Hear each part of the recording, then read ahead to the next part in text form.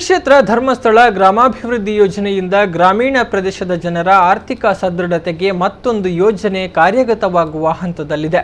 ಇದೀಗ ಸ್ವಸಹಾಯ ಮತ್ತು ಪ್ರಗತಿ ಬಂಧು ಸಂಘದ ಸದಸ್ಯರಿಗೆ ಕುಕ್ಕುಟ ಉದ್ಯಮಕ್ಕೆ ಪ್ರೋತ್ಸಾಹ ನೀಡುತ್ತಾ ಇದ್ದು, ಪ್ರಾಯೋಗಿಕವಾಗಿ ಕಿನ್ನಿಗೋಳಿ ಮತ್ತು ಮುಲ್ಕಿಯಲ್ಲಿ ಪ್ರಾರಂಭಿಸಲಾಗಿದೆ. ಈ ಬಗ್ಗೆ ಒಂದು ವಿಶೇಷ ವರದಿ ಇಲ್ಲಿದೆ ನೋಡಿ.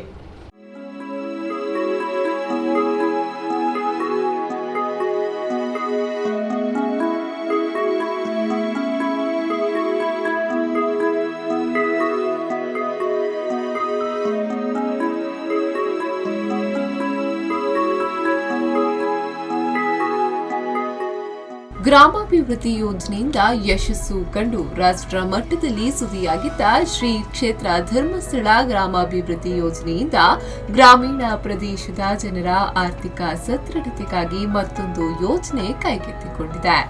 ಕೇರಳದಲ್ಲಿ ಯಶಸ್ಸು ಕಂಡಂತಹ BV 380 ತಳಿಯ ಮೊಟ್ಟೆ ಇಡುವ ಕೋಳಿಯನ್ನ ಕರ್ನಾಟಕಕ್ಕೆ ಶ್ರೀ ಕ್ಷೇತ್ರ ಧರ್ಮಸ್ಥಳ ಗ್ರಾಮಾಭಿವೃದ್ಧಿ ಯೋಜನೆ ಮೂಲಕ ರಾಜ್ಯಕ್ಕೆ ಮೊದಲ ಬಾರಿ ಪರಿಚಯಿಸುತ್ತಿದ್ದು, ಕೇರಳದ ಎರ್ನಾಕುಲಂ ಜಿಲ್ಲೆಯ ಅಭಿಲಾಷ್ ಹ್ಯಾಚರೀಸ್ ಕಂಪನಿ ಕೋಳಿಗಳನ್ನ ಸರಬರಾಜು ಮಾಡುವ ಹೊಣೆ ಹೊತ್ತಿದೆ.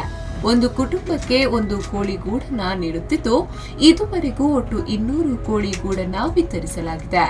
ಕೋಳಿ ಗೂಡಿನ ಜೊತೆ 50 ಕೋಳಿ ಮತ್ತು 1.50 ಕ್ವಿಂಟಲ್ ಆಹಾರವನ್ನ ಒದಗಿಸಲಾಗುತ್ತಿದ್ದು, ಇದಕ್ಕೆ 35,000 ರೂಪಾಯಿಯನ್ನ ನಿಗದಿಪಡಿಸಲಾಗಿದೆ. ಈ ಕೋಳಿ ಘಟಕಕ್ಕೆ ಯೋಜನೆಯಿಂದಲೇ ಸಾಲ ನೀಡುವ ವ್ಯವಸ್ಥೆಯನ್ನು ಕೂಡ ಮಾಡಲಾಗಿದೆ.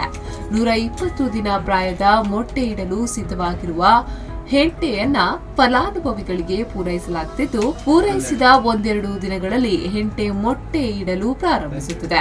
ನಿರಂತರ 10 ತಿಂಗಳು ಮೊಟ್ಟೆ ಇಡುತ್ತದೆ. ಮೊದಲ 1 ತಿಂಗಳು ಸಾಕಣೆದಾರನೇ ಮಾರುಕಟ್ಟೆ ಕಲ್ಪಿಸಬೇಕಾಗಿದ್ದು, ನಂತರ ಕಿನ್ನಿಗೋಳಿಯ ನವ್ಯಶ್ರೀ ಎಗ್ ಫಾರ್ಮ್ನ ನವೀನ್ ಪೂಜಾರಿ ಅವರು ಗ್ರಾಮಾಭಿವೃದ್ಧಿ ಯೋಜನೆಯೊಂದಿಗೆ ಮೊಟ್ಟೆಯನ್ನ ಖರೀದಿಸುವ ಒಪ್ಪಂದ ಮಾಡಿಕೊಂಡಿದ್ದಾರೆ.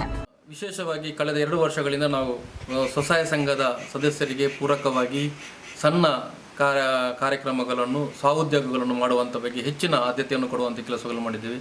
ಇವತ್ತು ಯಾವುದೇ ಒಂದು ವ್ಯಕ್ತಿ ಯಶಸ್ವಿಯಾಗಬೇಕು ಅಂತ ಹೇಳಿದರೆ ಅವರಲ್ಲಿ ದುಡಿಮೆಯ ವ್ಯವಸ್ಥೆಗಳು ಖಂಡಿತ ಇರಬೇಕಾಗ್ತದೆ. ಆ ದಿಸೆಯಲ್ಲಿ ಕಳೆದ 2 ವರ್ಷಗಳಿಂದ JLG ಸಂಘ ಮಾಡೋದ್ರ ಮುಖಾಂತರ ಅವರಿಗೆ ಸ್ವಉದ್ಯೋಗಕ್ಕೆ ಹೆಚ್ಚಿನ ಪ್ರೇರಣೆ ಕೊಡುವಂಥ ಕೆಲಸಗಳನ್ನು ಮಾಡೋದ್ರ ಜೊತೆಯಲ್ಲಿ ನಮ್ಮ 4 ತರಬೇತಿ ಕೇಂದ್ರಗಳಲ್ಲಿ ತರಬೇತಿ ಕೊಡುವಂಥ ಕೆಲಸಗಳನ್ನು ಮಾಡ್ತಾ ಇದ್ದೇವೆ.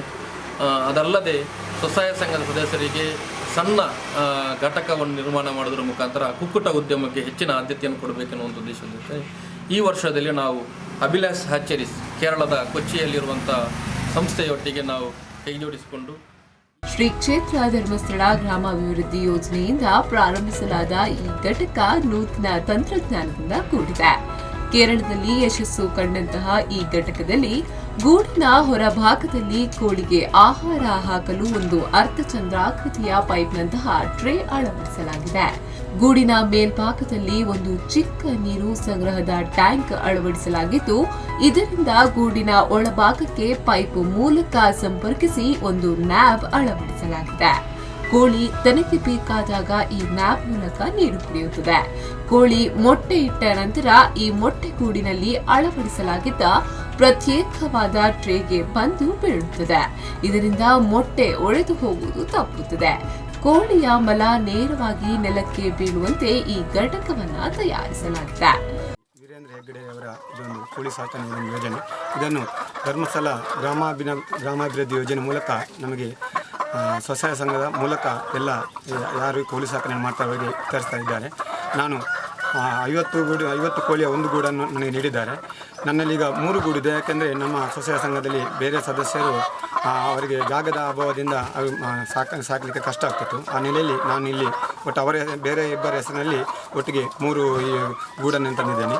ಒಂದು ಗೂಡಿನಲ್ಲಿ 50 ಕೋಳಿ ಇದೆ. ನಮಗೊಂದು ಗೂಡು ಕೊಡುವಾಗ 50 ಕೋಳಿ ಜೊತೆಯಲ್ಲಿ 1/4 kg ಅದಕ್ಕೆ ಆಹಾರವನ್ನು ನೀಡ್ತಾ ಇದ್ದಾರೆ. ಮತ್ತು ಇದು ಡೈಲಿ ನಮಗೆ ಇನ್ಕಮ್ ಬರ್ತದೆ. ಆ ನಿಟ್ಟಿನಲ್ಲಿ ನಮಗೆ ಇದೊಂದು ಅನುಕೂಲ ಆಗ್ತದೆ. ಒಂದು ಬೀಡಿ ಕಾರ್ಮಿಕರಿಗೂ ಕೂಡ ಇದರೊಂದು ಉದ್ಯಮ, ಒಂದು ಕೋಳಿ ಸಾಕಣೆ ಉದ್ಯಮವನ್ನು ಮಾಡಿದರೆ ತುಂಬ ಅನುಕೂಲ ಆಗ್ತದೆ ಅವರಿಗೆ. ಅಂದರೆ ಅಷ್ಟೊಂದು ನಮಗೆ ಕೆಲಸ ಇಲ್ಲ ಇದರಲ್ಲಿ. ಬೆಳಿಗ್ಗೆ ಒಂದು 7 ಗಂಟೆಗೆ ಒಂದು ಗೂಡಿಗೆ ಒಂದು 50 ಕೋಳಿಗೆ ಒಂದು ಜನರು ದುರಾಸೆಯಿಂದ ವಿಷಕಾರಿ ಹಾರ್ಮೋನ್ಸ್ಗಳಿಂದ ಬೆಳೆಸಿದ ಕೋಳಿ ಮಾಂಸ ಮತ್ತು ಮೊಟ್ಟೆಯನ್ನ ಮಾರುಕಟ್ಟೆಗೆ ಸರಬರಾಜು ಮಾಡುತ್ತಿದ್ದಾರೆ. ಅಲ್ಲದೆ ಪ್ರಸ್ತುತ ಮಾರುಕಟ್ಟೆಯಲ್ಲಿ ಸಿಗುವ ಮೊಟ್ಟೆಗಳು ಫಾರಂ ಕೋಳಿ ಮೊಟ್ಟೆಗಳಾಗಿದ್ದು, ಇದು ನಾಟಿ ಕೋಳಿ ಮೊಟ್ಟೆಗಳಷ್ಟು ಆರೋಗ್ಯಕ್ಕೆ ಉತ್ತಮವಲ್ಲ. ಆದರೆ BV380 ತಳಿಯ ಕೋಳಿ ಮೊಟ್ಟೆಗಳು ಸಾವಯವ ಗುಣಮಟ್ಟವನ್ನ ಹೊಂದಿರುವ ಮೊಟ್ಟೆಗಳಾಗಿದೆ. ಮಾತ್ರವಲ್ಲದೆ ರೋಗ ರುಜಿನಗಳಿಂದ ಮುಕ್ತವಾದ ಮತ್ತು ಹಾನಿಕಾರಕ ಹಾರ್ಮೋನ್ಸ್ಗಳನ್ನ ಹೊಂದಿರದ ಮೊಟ್ಟೆಗಳಾಗಿದೆ. ಇದು ಮಾನವ ಆರೋಗ್ಯಕ್ಕೆ ಯಾವುದೇ ಅಡ್ಡ ಪರಿಣಾಮ ಇರುವುದಿಲ್ಲ.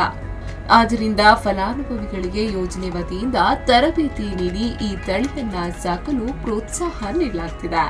ಈ ಘಟಕ ಬಡ ಮತ್ತು ಮಧ್ಯಮ ವರ್ಗದ ಕುಟುಂಬಗಳಿಗೆ ತುಂಬಾ ಅನುಕೂಲವಾಗಿರುತ್ತದೆ. ಈ ಘಟ್ಟಕ್ಕೆ ಹೆಚ್ಚೇನು ಸ್ಥಳದ ಅವಶ್ಯಕತೆ ಇಲ್ಲ. ಮನೆಯ ಹಿತ್ತಲಲ್ಲಿ, ಅಂಗಳದಲ್ಲಿ ಅಥವಾ ಮನೆಯ ಟ್ಯಾರೇಸಿನಲ್ಲಿ ಈ ಘಟಕವನ್ನ ಪ್ರಾರಂಭಿಸಬಹುದಾಗಿದೆ. ಎಲ್ಲಾ ಖರ್ಚು ವೆಚ್ಚಗಳು ಕಳೆದು ಒಂದು ಘಟಕದಿಂದ ವಾರಕ್ಕೆ ಸುಮಾರು 600 ರೂಪಾಯಿ ಲಾಭ ಗಳಿಸಬಹುದಾಗಿದೆ. ಒಟ್ಟಿನಲ್ಲಿ ಧರ್ಮಸ್ಥಳ ಗ್ರಾಮಾಭಿವೃದ್ಧಿ ಯೋಜನೆಯ ಈ ನೂತನ ಯೋಜನೆ ರೈತರಿಗೆ ವರದಾನವಾಗಲಿದೆ ಎಂಬುದೇ ಆಸೆಯಾಗಿದೆ.